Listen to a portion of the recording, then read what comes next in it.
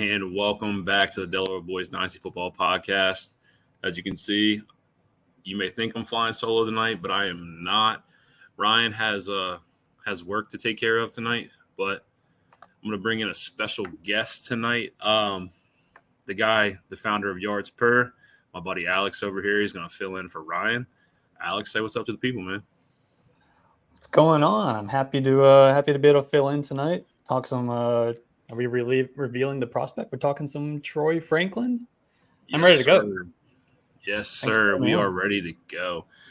Before we get started, Alex, you do all the schedule for the YouTube and the TikTok and everything like that. Anything exciting for Yards Per this week? Anything you got? We get a lot. So the podcast feed in particular is kind of loaded to the max this week. I think we got 4 episodes dropping this week. We had one this morning. I dropped a Brian Thomas video. We got one tomorrow, which is you and Ryan's show from last week, Brock Bowers. And then we got on Thursday, Braylon Allen. And I got another one already scheduled, edited, recorded, fully ready to go for Monday, Xavier Worthy. No. Yeah, I flipped them. Xavier Worthy is Thursday, Braylon Allen's Monday. Either way, we are locked and loaded. And I'm recording 2 more tomorrow. It's crazy how much content there is that we have over there. So please check us out. On top of the podcast, please check out the articles as well. Articles are dropping a lot. So please be aware of all the content coming out. Troy Franklin, here we are. A lot of people will say that the 3 wide receivers are pretty much locked and loaded. Marvin Harrison Jr., Malik Nabers, and Odunze. We have not done a Odunze video. Alex dropped one on YouTube 2 days ago, I want to say. But here's my wide receiver 4. A lot of people have him wide receiver 4, wide receiver 5, but I have him very close to wide receiver 3. I'm a big Troy Franklin fan. This dude is an explosive play waiting to happen.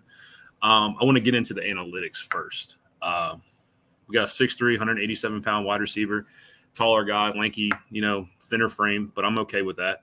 4.35 out of high school. 4.35. Let's put that there. Malik Nabers ran a 4.4. Marvin Harrison's at a 4.39.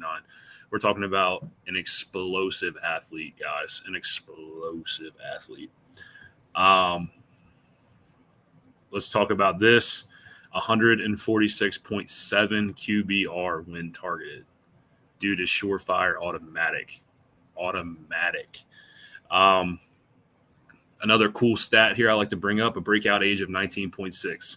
Averaged more than 20% of his team's receiving yards and touchdowns. The list that is on there is prestigious. The worst wide receiver on this list that did this is Gabe Davis.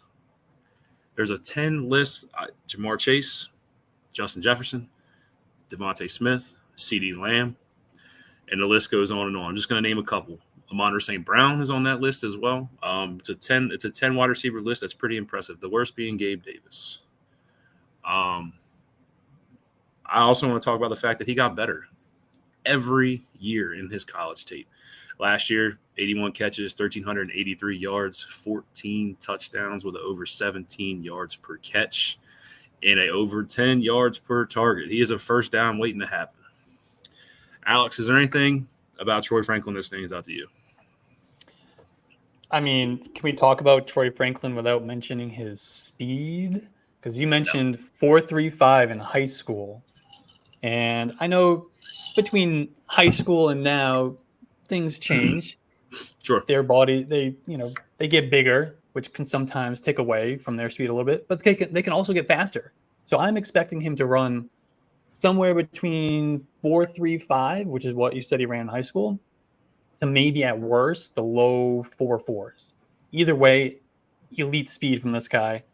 And I know you mentioned he's kind of like a lanky, skinny wide receiver, somewhat, for his height.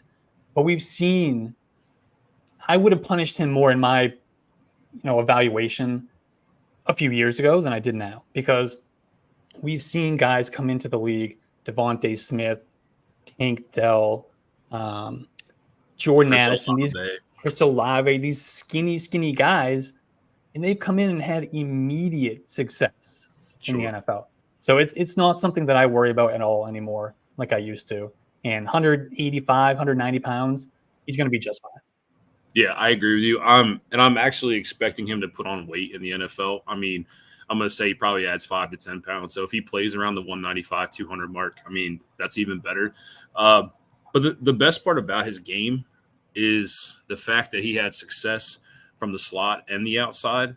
The biggest thing I noticed from him when he's playing outside is that even though he's getting physical man press coverage most of the time in college, he's very crafty at the line of scrimmage. His footwork is excellent. Excellent footwork. Typically doesn't get jammed by DBs physically.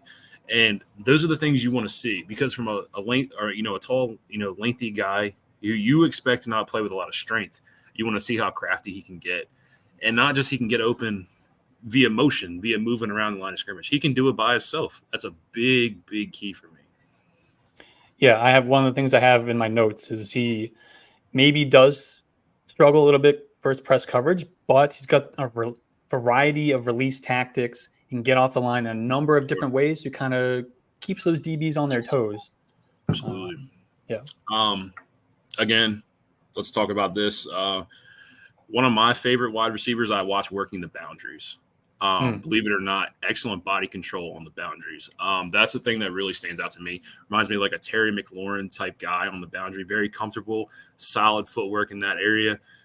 Excellent body control for a thinner guy, and just plays the ball at a high catch point. We've talked a lot about that throughout our rookie coverages. And this guy's no exception. He's an elite athlete with the ability to high point the football, and he plays strong through the catch. And I mean, that's what you want to see from a wide receiver, an elite trait. That's an elite trait that you want to see. Yeah, for sure. And his ball tracking skills. Tracking skills. I mean, if you're going to be a down the field wide receiver, your focus is going to be on your speed. That's your biggest strength. You want to be able to catch balls down the field. You got to be able to track the ball. You got to be able to find the ball, and get to it at its highest point. Like you said, it's so important, because you can just be a fast guy, but when the ball's in the air, you can't find it. What's the point? It means nothing. Then you're just MVS. Yeah, that's true. The last thing I want to talk about, a lot of 6'3" guys, their routes can be weird at times with how big they are. But this dude knows how to sit down on stems. He knows how to break off his routes very well. His route running is very, very clean. Not something you typically see from a guy who's 6'3" or taller. But this dude just comes with a full package that it just stands out to me as like, this guy could be a breakout player instantly. He could go to a team and have a role that just makes sense, and he could just do damage in the league early. Yeah, we talk about his speed. We're gonna rave and rave and rave about his speed, but he's so much more than that. He's not just a speed guy. He is a quality route runner. And he's got a great feel for defenses, finding his way to get himself open in the short and intermediate areas of the field as well. It's not just a deep guy, which is what makes him special. Yes, sir. Again, we could rave all day about his athleticism. The thing is, like Ryan and I love to say, guys, is that yes, this guy has a lot of pros, but unfortunately not all prospects are perfect. So I'm going to get into some cons that I think. The biggest thing you'll notice, I've noticed this a lot in his tape, you're noticing that he tries to turn up field before securing a catch a lot of the times, and that's scary. Granted, big play waiting to happen. I think it's a very fixable thing, but I do notice that in his tape. Yeah, that does sound like something that is fixable if he just gets to coaching and really focuses in on that. Yep. I don't think that's a problem with him, improving that area. Yeah. Another big thing, we talked about it. It's different playing DB's press coverage in college than it is to playing DB's press coverage in the NFL. Get a truly physical DB, say a Sauce Gardner, Pat Surtain, guy like that. How does he handle press coverage in the NFL? He's going to have to be crafty. There's no doubt about it. But at the same time, I don't think he's going to really struggle in that area. I'm a big fan of his game, but I do want to see how he handles the press coverage in the NFL. How do you feel about him in contested catch situations and catching in traffic? Because I have that as a concern for me. Yes, me too. I'll be honest with you. A lot of his work isn't in the middle of the field. So a lot of his repertoire, it shows me like, on the boundaries, on the outside, things like that. If he is catching in the middle of the field, it's a quick slant and he's trying to turn up field and work to the outside. So that's obviously a con for me, like because there's not much of that variety shown on his tape. But I do think that that's an ability or an area where he will struggle. Yeah, I agree. So, I mean, how strong is he? But I mean, these are things that I think again can be cleaned up. I think that a lot of traffic is all focus. It's focus related. The NFL is not like it was in 2000. And he hasn't even turned 21 years old yet. Not yet. This is a young guy. He's going to be 21 for the entirety of his rookie season. So he still has plenty of room to develop. Just in his technical skills as well as his athleticism. He's still absolutely a 20-year-old. Yeah, it's crazy. The last thing I want to talk about, he had decent yak ability in college. He can turn it and burn it and make plays happen. But what does his yak ability translate to in the NFL? As a thinner guy, are you expecting a increase in his yak ability, or expecting him to get better in that area? See, for me, yak from college to the NFL is really something that is a concern for me. People talked about it a lot last year with Quentin Johnston. They loved him because of his yak ability. Well, when you're in college, half of the guys on that defense aren't even sniffing the NFL. Exactly. These are future doctors and lawyers. I mean, some of them are future NFL players. But when you're facing NFL speed, NFL size, it's a whole different game. I don't put a lot of merit into a guy who is picking up yards after the catch in college. It's great that he has the skill set. Is it going to translate? I think for Troy Franklin in particular, his size is going to make that a difficult thing for him to translate. However, he does have that speed. If he catches, a short underneath, crosser route or something with linebackers in the area, he's going to burn them. If he can get himself into space, look out, because he's going to use that speed. I don't think he's juking guys or running through anybody. Right. Okay. So yeah, that's what I had as a con as well. My last thing I noticed is just an average blocker on the outside. Obviously this isn't going to be anything fantasy related, but this does come down to like field time, things like that. Yeah, exactly. Yeah. Played. So just another thing to look out for. My last thing, I have him as wide receiver 4 currently. Where do you have him at?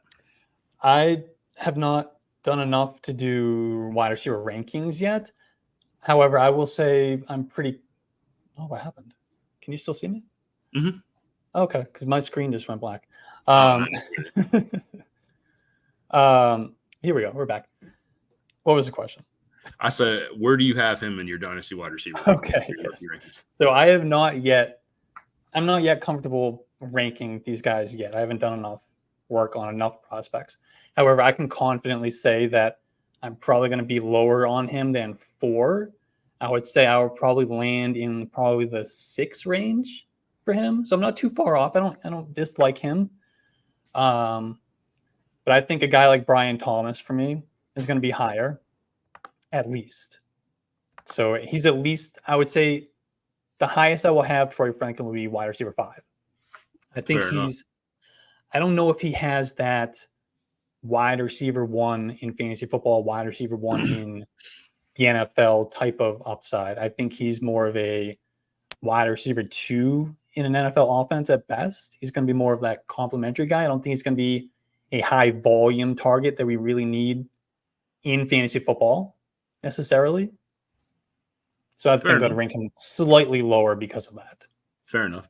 I also am a big fan of Brian Thomas as well, just so you guys know. But I do think that with the right situation, we could see him operate as a low-end wide receiver 1 sometime down the road. My NFL comparison is a taller Chris Olave or a Terry McLaurin type wide receiver. Very excellent around the boundaries. Not really flashy, but gets the job done. Very good footwork, very crisp route running, ability to get open in space. They operate very well. Not very strong guys that aren't going to kill you after the catch. That's who they remind me of. I'm just a big fan of these guys. I'm a big fan of their games. And my ideal landing spot for this guy is the Buffalo Bills. It is their wide receiver room is a mess right now. Gabe Davis, unrestricted free agent. A lot of things going on with Stephon Diggs. No real pass catcher I love. Khalil Shakir, okay, not bad. But I think he would instantly step in and help Dalton Kincaid in a lot of scenarios. He would be perfect with a guy like Josh Allen with an absolute cannon arm. So I like that. And I saw a mock draft today. I don't remember whose mock draft it was, but I did see a mock draft today where somebody mocked Troy Franklin to the Bills, and I liked it. I love it. I think that's about the area where he's going to go in the draft, the late first round, somewhere in the mid to late 20s, maybe even into the 30s slightly. But I think the Bills would be a really good fit. I think he and Josh Allen would be a good fit. And like you said, they need to upgrade over Gabe Davis as their wide receiver too. And we don't know what's happening with Stephon Diggs. Is he leaving? Is he dust? We don't know. Is he dust? He might be. Oh man. As always, guys, through all these tapes, we got 3 years of tape to go through here. Oh man, we picked out a couple of plays here. I just want to show you some things that highlight Troy Franklin's assets. Alrighty. So let me go ahead and pull these up.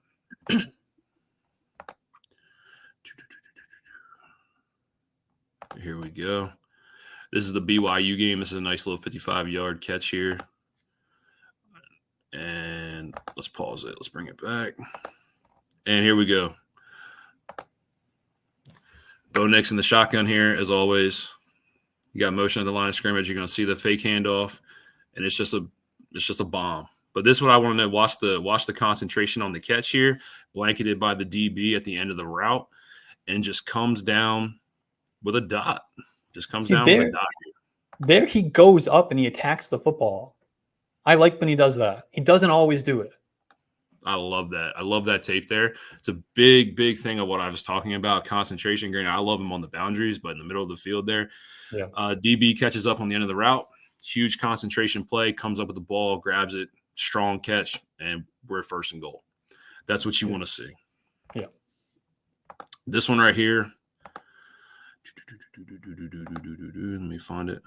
This is against Oregon State. I love this play, by the way. Just a little short YouTube clip here. As you see, you'll notice Bo Nix is going to roll to the right side of the field. I typically don't like this throw across his body to the other side, but as you see, Troy Franklin comes up, boom. And then he turns and burns, and we're going for a 60-yard touchdown.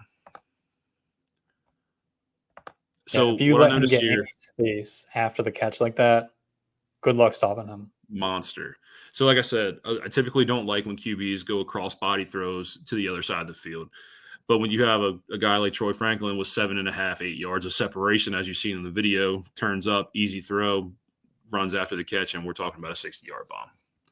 And that's Oregon State. That's not, that's not bad competition here. I mean, we're obviously not talking about Alabama, but, here we go.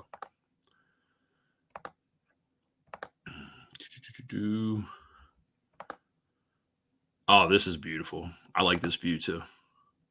One-on-one with the DB on the outside, and here we work. Just blazing speed. And another concentration play at the end in the end zone. As you can see, this right here, this is the only shot I could get of this video. But as you'll notice, one-on-one on the outside with the DB, it's a 50-yard bomb, middle of the field. He works back in, and it's just a strike. It just highlights his speed.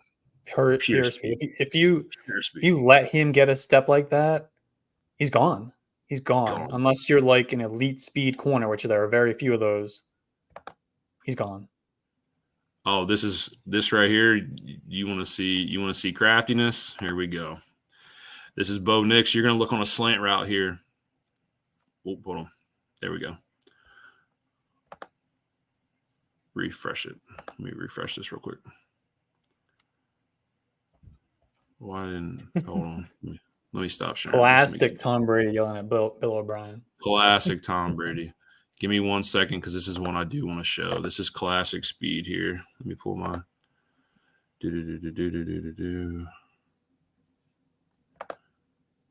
That's not it. Yes, it is. This is what I wanted. Okay. Let me share this one more time. I apologize. And this is just like I said, a slant route. against USC. Obviously, we're talking about the USC Trojans allowing over 500 yards per game, 48 points per game. We get it. They're bad. But watch this man work on the slant. Turns it up. This is what you were talking about, working in space with his speed. Yep. Monster. Don't let him get that space. Do not let him get that space. And it's going to be harder for him to find that in the NFL, but there's still opportunities to get space like that and burn Absolutely. Defense. The thing about it is this. If you give him the space, he's going to kill you. And, like you said, it's going to be harder to find it in the NFL. But not many wide receivers can take a simple slant route like that and work up the field like that. He's one of the – he's got that rare athletic ability to kill you on any play. You have to know where he's on the field at all times, because if you're not aware of it, blink of an eye, he's gone. He's gone. He is gone. Again, guys, this is another huge prospect. He's a huge favorite of mine. I've seen him in the 5, 6, 7 range. So, just be aware. I'm higher on him. I have him at 4. Ryan also has him at 4. So we're big fans of Troy Franklin. Other than that, guys, that's about it for the Troy Franklin breakdown. Alex, you got anything you want to say before we get out of here? I think we pretty much covered it. I like Troy Franklin. I can't say I'm in love with him, but I think he's going to be a good prospect. I think like I said before, he projects as a high-end wide receiver too. I really would like to see him go to an offense that is creative enough to put him in motion and let him get those free releases, let him get into space and just work that speed and not have to worry about press coverage. And I think that would really maximize his skill set. Joe Brady, if you're listening, you know what's up, man. Guys, again, like I said, we always do this at the end of it. Thank you, Yards Per. Thank you, RPO, for the platform. This is another video.